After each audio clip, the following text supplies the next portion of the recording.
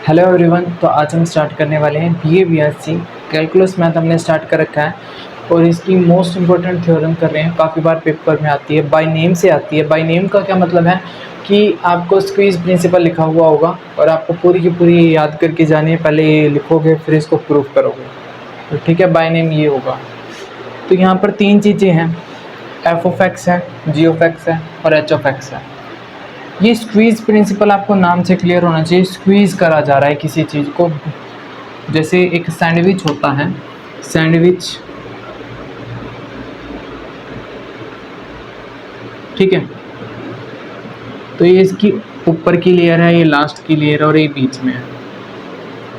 ऊपर की लेयर को आप मान के चलो कि एफ ऑफ एक्स है, बीच की में जी ऑफ एक्स है और लास्ट में एच ऑफ एक्स है। स्क्वीज़ किसको किया जा रहा है? जी ऑफ एक्स को, ठीक है।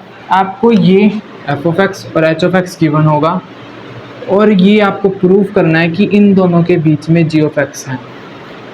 मान के चलो, आपको नंबर से बताऊं, ऐसे प्रूव करना है आपको कि 1 और 3 तो आपको प्रूव कर रखे हैं कि एक नंबर लाइन है उसके अंदर 1 है और 3 है। आपको उसके बीच में जो 2 है उसको प्रूव करना है, ठीक है। वो कैसे प्रूव करेंगे वो अब हम देखते हैं। क्वेश्चन जैसे हम करेंगे सोल्व, उससे पता चलेगा। तो हमें पहले जो गिवन है उसको हम राइट डाउन करेंगे। उससे पहले एक स्टेटमेंट को एक बार पढ़ लेते हैं। F of X, G of X और एच ऑफ एक्स है, ठीक है। एक्स माइनस में ए लेस देन एप्सिलॉन है और हमें क्या क्या गिवन है? Limit X tending to A है, एफ ऑफ एक्स है, limit X tending to A है, H of X is equal to में एल है। और हमें प्रूफ क्या करना है? ये चीज़ हमें प्रूफ करनी है। Limit X tending to A G of X है वो इज इक्वल टू में उसकी एल है। तो लास्ट वाला हमें प्रूव करना है। तो जो हमें गिवन है, ये दो चीज़ गिवन है, एफ ऑफ एक्स और एच ऑफ एक्स, इनको एक बार सोल्व कर लेते हैं। जो गिवन है उसको लिख लेते हैं। Limit X tending to A F of X is equal to में एल। फिर हम एक लाइन लिखेंगे, epsilon is greater than 0 there exist del 1 is greater than 0 such that, हम एप्सिलॉन डेल्टा डेफिनेशन हमें पता है, उसे लिखेंगे। एफ ऑफ एक्स माइनस में एल लेस देन एप्सिलॉन है व्हेन एक्स माइनस में ए लेस देन डेल 1 है।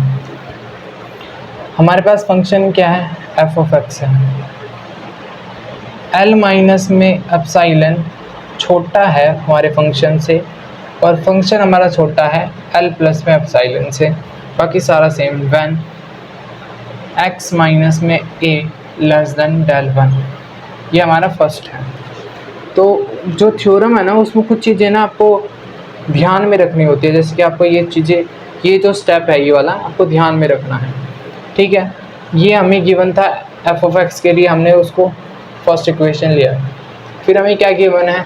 एच ऑफ एक्स गिवन है, उसको लिख लेते हैं। Limit X tending to A H of X is equal to में एल, वही लाइन लिखेंगे। Epsilon is greater than 0 there exist del 2 is greater than 0 such that,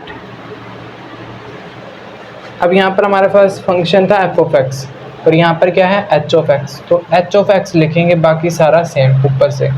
minus में L less than epsilon when x minus में ए less than del 2, ठीक है। हमारे पास function क्या है? यहाँ पर एच ऑफ एक्स है। एच ऑफ एक्स को लिखेंगे और ये कहेंगे कि जो एल माइनस में एप्सिलॉन है वो छोटा है हमारे फंक्शन से, फंक्शन यहाँ पर बड़ा हो जाएगा और फंक्शन हमारा छोटा है एल प्लस में एप्सिलॉन से। बाकी सारा जो यहाँ पर है वही हम नीचे लिखेंगे। व्हेन एक्स माइनस में ए लेस देन डेल 2, ठीक है। बाकी हम यहाँ कर लेते हैं। अब ये मुझे एक बात बताओ, ये हमारी सेकंड इक्वेशन होगी, ठीक है। अब यहाँ पर हम एक चीज़ मान के चलेंगे, डेल लेट कर लेंगे, डेल मिनिमम है किस किस से? डेल 1 से और डेल 2 से, ठीक है। ये डेल 1 और ये डेल 2 से छोटा है, इसे ऐसे समझो यहाँ पर 1 है और यहाँ 2 और 3 है, ये 2 और 3 बड़े हैं और छोटा क्या है 1। इस तरीके से आप समझ सकते हो, ठीक है। अगर ये चीज़ है तो हमारे पास क्या होगा, जो f ऑफ x है इस लाइन को हम यहाँ पर लिख देंगे less than g of x less than h of x, ठीक है। अगर ये चीज़ है, देखो f ऑफ x के लिए ये कंडीशन फुलफिल हो रही थी, h ऑफ x के लिए भी ये पूरी कंडीशन फुलफिल हो रही थी, तो इन तीनों के लिए भी ये कंडीशन फुलफिल होगी कि L माइनस में एप्सिलॉन छोटा है। ये हमारे तीनों फंक्शन से, इन फंक्शन को जल्दी लिख लेते हैं, और L प्लस में एप्सिलॉन बड़ा है इन तीनों फंक्शनों से, ठीक है। बाकी सारा सेम, व्हेन x माइनस में a लेस देन डेल। अब g ऑफ x जो है वो भी तो L माइनस एप्सिलॉन से बड़ा होगा और L प्लस में एप्सिलॉन से g ऑफ x जो है वो छोटा होगा, तो इसको हम ऐसे लिख सकते हैं। बाकी सारा सेम होता है, ठीक है। इतना क्लियर, हमने कुछ नहीं करा। इन तीनों फंक्शन के लिए है तो तीनों में तो g ऑफ x भी आ रहा था, तो इसके लिए भी तो ये कंडीशन होगी, ठीक है। इसलिए हमने इसको इस तरीके से लिख लिया। अब मुझे एक बात बताओ, limit x tending to a, वो फंक्शन लिखते हैं g of x is equal to में L। इसका क्या मतलब हुआ है, इस स्टेप से ये प्रूफ हो गया कि f ऑफ x और h ऑफ x के बीच में एक और फंक्शन है g ऑफ x, वो इस तरीके से है।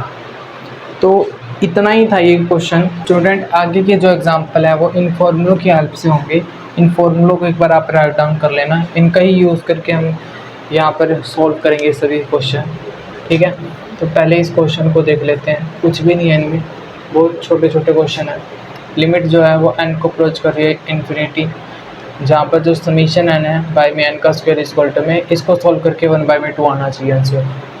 क्या यहाँ पर हमारे पास जो ये फॉर्मूले लिख रखे हैं इनमें से कोई इस्तेमाल हो रहा है? पहला इस्तेमाल हो रहा है समीशन n, तो हम एक बार लिख लेते हैं limit n is equal to में इन्फिनिटी। समीशन n की जगह पर हम उस फॉर्मूले को रखेंगे। फॉर्मूला क्या है, n प्लस में 1 बाय में n का स्क्वायर, ठीक है। अब हम क्या करते हैं, यहाँ से अंदर से n को कॉमन लेंगे, तो limit n tending to infinity, n already पड़ा था, एक अंदर से n आया, ठीक है। यहाँ पर 1 हो जाएगा और यहाँ पर 1 बाय में n का square. When bases are same power are add, तो इसका स्क्वायर हो जाएगा, इससे ये कैंसिल आउट हो गया, ठीक है। आपके पास और क्वेश्चन में फॉर्मूला में 2 भी था, तो हम इस 2 को भी लेके चलेंगे साथ में, ठीक है। लिमिट, अब सीधा यहाँ पर लिमिट को पुट कर देते हैं, तो लिमिट लिखने की पूछ देते हैं 1 प्लस में 1 बाय में इन्फिनिटी करेंगे तो क्या बचेगा, हमारे पास 1 बचेगा और नीचे क्या बच रहा है 2, तो हमें यही तो लेके आना था। क्या आंसर मैच हो गया, बिल्कुल। लेफ्ट हैंड को लेके चले थे, राइट हैंड आ गया। अब इसी के जैसा ये वाला क्वेश्चन है, इवैल्यूएट करना है, इसको भी हम कर देते हैं। लिमिट गिवन है इन्होंने, एन अप्रोच करा इन्फिनिटी को, यहाँ पर भी फॉर्मूला अप्लाई होगा, ये रहा फॉर्मूला। तो इस फॉर्मूले को मैं लिख लेता हूँ यहाँ पर, n प्लस में 1 2n प्लस में 1 और बाय में 6 और यहाँ पर क्या है n की पावर 3, ठीक है। आगे करते हैं, limit n approaches to infinity. अब यहाँ से n को कॉमन लेंगे तो n क्यूब हो जाएगा और अंदर क्या रहेगा, यहाँ पर 1 आ जाएगा n के प्लेस पर, इधर 1 बाय में n हो जाएगा, इधर 2 और 1 से मल्टीप्लाई करेंगे तो 2 1 2 ही आएगा, प्लस में 1 बाय में n बाय में 6n का क्यूब, ठीक है। 6n का क्यूब से 6n का क्यूब कैंसिल आउट। अब इधर क्या करेंगे, लिमिट को पुट कर देंगे। लिमिट को पुट करेंगे तो 1 प्लस में इन्फिनिटी हो जाएगा और 2 प्लस में 1 बाय में इन्फिनिटी आ गया और नीचे क्या 6, ये तो हो गया 0, तो यहाँ पर 1 बचा, और ये क्या, यहाँ से क्या बचा 2, 2 1 जा 2, 2 1 जा 2 और 2 3 जा 6, यानी कि 1/3 हमारा आंसर आ जाएगा। ठीक है, तो नेक्स्ट एग्जांपल मैंने राइट डाउन कर लिए, तो इसको सॉल्व करते हैं।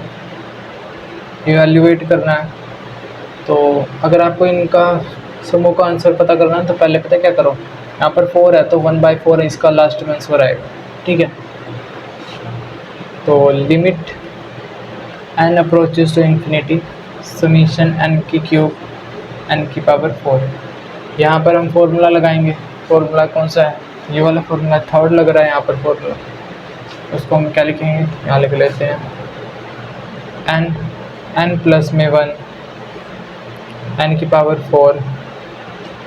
अब नीचे का स्क्वायर करेंगे तो 2 2 का 4 हो जाएगा, यहाँ पर क्या आएगा 4 आ जाएगा, और ऊपर का स्क्वायर हो जाएगा।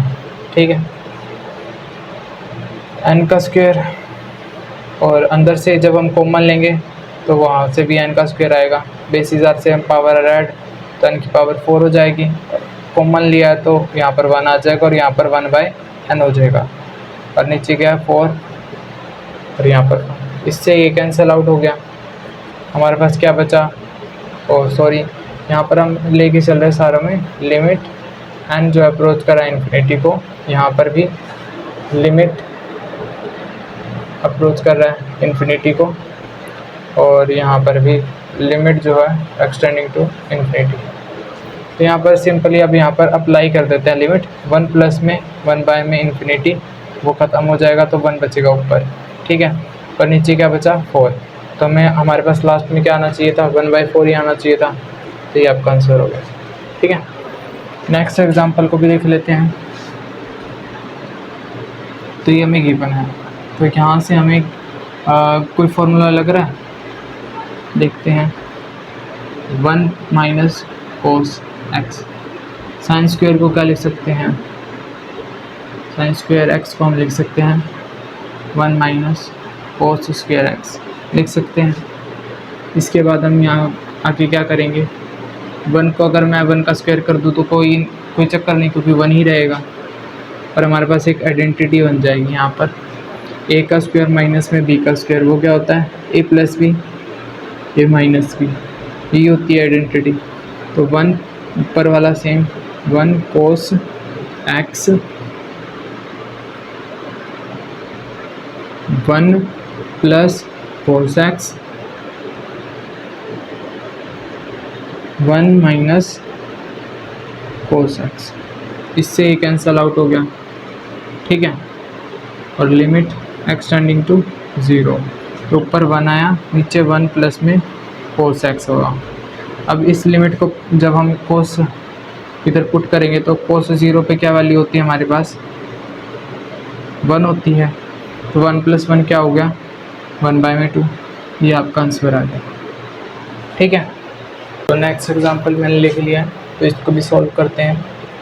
ठीक है, क्या गिवन है, लिमिट थीटा जो है वो 0 को अप्रोच कर रहा है, 3 साइन थीटा माइनस में साइन 3 थीटा बाय में थीटा का क्यूब। अब यहाँ पर कोई फॉर्मूला अप्लाई हो रहा है, यहाँ से देखो हो रहा है साइन 3 थीटा, इधर फॉर्मूला अप्लाई होगा, तो बाकी सारा सेम लिख लेते हैं। Limit theta tending to 0, 3 sine theta minus 3 sine theta, तो जब हम इसके अंदर प्लस साइन चेंज हो जाएगा अंदर का, 4 साइन 3 क्यूब थीटा बाय में थीटा का क्यूब। ठीक है, अब ये पॉजिटिव है ये नेगेटिव है, कैंसिल आउट हो जाएगा। हमारे पास क्या बचेगा 4 साइन क्यूब थीटा और थीटा का, तो हमें पता है फॉर्मूला साइन एक्स बाय में एक्स होता है हमारे पास 1। तो क्या करेंगे हम अगले स्टेप में, लिमिटेड थीटा अप्रोचिंग टू 0, वही स्टेप चल रहा है। नेक्स्ट स्टेप में हम क्या करेंगे कि 4 को बाहर लिख लेंगे, साइन थीटा और बाय में थीटा का क्यूब करेंगे, तो वही आइडेंटिटी बन गई जो मैंने अभी आपको बताई थी, साइन एक्स बाय में एक्स क्या होता है 1, तो ये सारा का सारा क्या हो जाएगा 4 इक्वल टू में 1 4 1 ज़ा 4, तो आंसर क्या आया हमारे पास लास्ट में 4 आया। ये सम इसलिए करवाना ज़रूरी था क्योंकि यहाँ पर एक कॉन्सेप्ट है ग्रेटेस्ट इंटीजर फंक्शन, वो क्या होता है उसको हम थोड़ा समझ लेते हैं ताकि हमारे को जो क्वेश्चन है वो आसानी से सोल्व हो सके। मान लीजिए कि ग्रेटेस्ट इंटीजर फंक्शन क्या होता है, पहले तो उसको डिनोट करने का तरीका होता है ये 12, ठीक है। 1.5 आ गया तो आप एक बार नंबर लाइन पे 1 2 3 यहाँ पर लिख लेते हैं हम 3.5 एक बार, ज़्यादा आसानी से समझ में आएगा। 3.5 कहाँ लाई करेगा, यहाँ पर होगा 3 और 4 के बीच में 3.5, इससे जस्ट पीछे वाला, तो इसको हम क्या लिख सकते हैं 3। अब ऐसे यहाँ पर अगर 2 आ जाए तो यहाँ पर लाई होगा इससे पहले वाला, तो आंसर क्या आएगा हमारा 2। तो इसे हम कहते हैं ग्रेटेस्ट इंटीजर फंक्शन, क्योंकि ये इसमें थोड़ी कंफ्यूजन आ सकती है अगर किसी को पता ना हो ग्रेटेस्ट इंटीजर फंक्शन क्या होगा, तो इसलिए मैंने करवाना ये ज़रूरी समझा। इसके बाद हम लास्ट एग्जांपल को समझेंगे क्योंकि वो बहुत ज़्यादा इम्पोर्टेंट है। इसके बाद इसको सॉल्व कर लेते हैं। इसमें क्या गिवन है हमें, limit x tending to a5 by में 2। तो इसके लिए हम दो कंडीशन लेके चलेंगे, पहले लेफ्ट हैंड लिमिट लेंगे और यहाँ पर x को मान लेंगे कि 5 बाय में 2 माइनस में h है, ठीक है। तो 5 बाय में 2 माइनस में h लिख दिया। अब यहाँ से अगर 5 में से इधर क्या आएगा 2.5 माइनस में h, जैसा अभी मैंने बताया था नंबर लाइन पे ड्रॉ करो 1 2 1 2 3, 2.5 यहाँ पर आएगा तो इससे जस्ट ये वाला नंबर, तो यहाँ पर क्या आएगा 2, आंसर क्या आएगा आपका 2 लेफ्ट हैंड साइड का। राइट हैंड साइड लेके चलो, राइट हैंड लिमिट लेके चलो इसी तरीके से। उसके लिए हम यहाँ पर जो ये x है उसको हम मान लेंगे 5 बाय में 2 प्लस में, तो यहाँ माइनस में लेके चले थे, ठीक है। तो यहाँ पर x के प्लेस पे 5 बाय में 2 प्लस में h आ जाएगा। इसमें भी जब हम नंबर लाइन पे ड्रॉ करेंगे तो 2.5 इसको पहले तो हम डिवाइड कर लेंगे, ये चीज़ आएगी, और जब हम नंबर लाइन पे ड्रॉ करेंगे तो वही आएगा 2, ठीक है। तो इससे क्या होगा लेफ्ट हैंड लिमिट और राइट हैंड लिमिट इसकी क्या है सेम आ गई, ठीक है।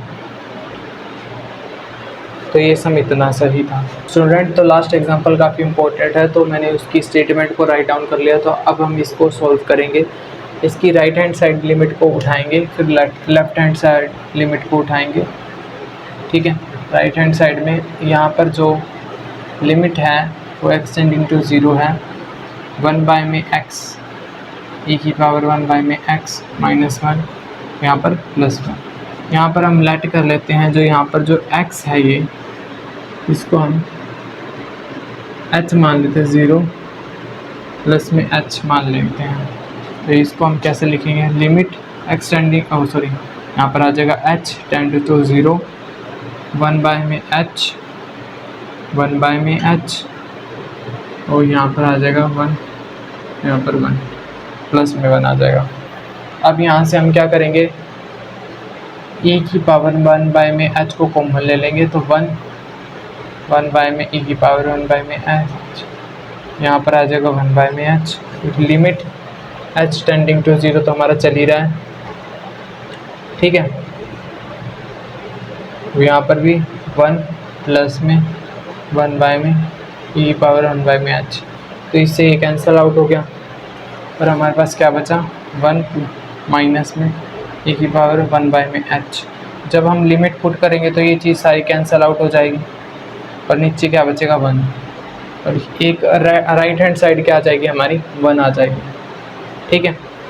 इसके बाद हम इसकी लेफ्ट हैंड साइड को प्रूव करेंगे। एक बार आप राइट डाउन कर लो या स्क्रीनशॉट ले लो इसका, ठीक है।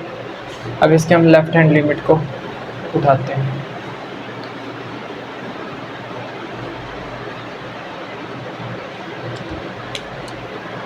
लेफ्ट हैंड लिमिट के लिए हम क्या करेंगे, इसी चीज़ को limit x tending to 0 e 1 by में x 1 बाय में 1 बाय में एक्स आ जाएगा यहाँ पर प्लस में 1। ठीक है, इतना ऊपर वाली चीज़ को नीचे लिखा है मैंने।